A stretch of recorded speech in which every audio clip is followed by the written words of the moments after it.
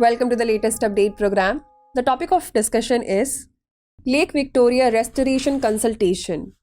Lake Victoria faces numerous environmental challenges that demand collective efforts for restoration and conservation. India-based think tank Center for Science and Environment and National Environment Management Council, Tanzania conducted a multinational stakeholder consultation in Dar es Salaam to decide on strategies to restore the lake. The meeting discussed current initiatives to improve the lake's water quality as well as future activities. Let us now discuss Lake Victoria. Lake Victoria, the largest of all African lakes, is also the second widest freshwater body in the world. Lake Victoria and its flora and fauna support the livelihoods of about 45 million people.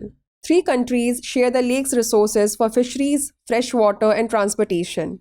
These are Tanzania, Uganda, and Kenya. The lake occupies a wide depression near the equator between the east and west Great Rift valleys. Its drainage basin is relatively small, being slightly less than the 3 times the lake's surface in area. There are many isles in the lake, some of which, especially the Seychelles group, are known for their beautiful landscape, health resorts, and sightseeing places. As we move on to the practice question, we are excited to share with you that Team Drishti is offering 20 to 50% discounts on all its online pen drive and test series courses this Republic Day. To avail of this discount, click on the link given in the description below. Now is the time to test your knowledge.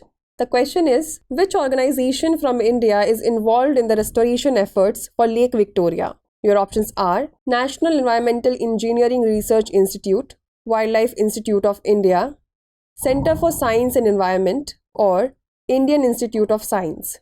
Send the answer to this question in the comment section. Thanks for watching.